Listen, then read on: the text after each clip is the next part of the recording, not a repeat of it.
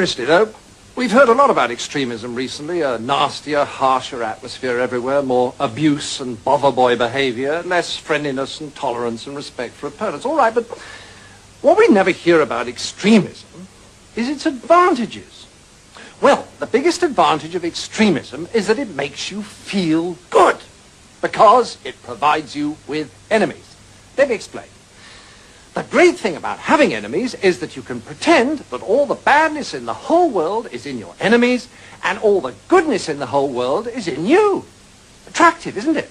So, if you have a lot of anger and resentment in you anyway, and you therefore enjoy abusing people, then you can pretend that you're only doing it because these enemies of yours are such very bad persons.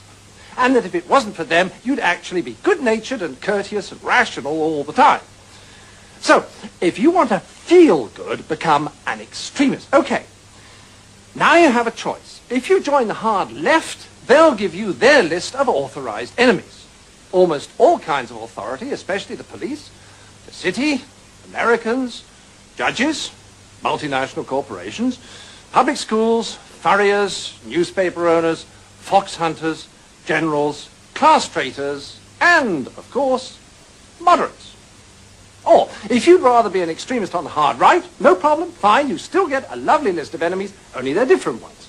Noisy minority groups, unions, Russia, weirdos, demonstrators, welfare sponges, meddlesome clergy, peaceniks, the BBC, strikers, social workers, communists, and, of course, moderates.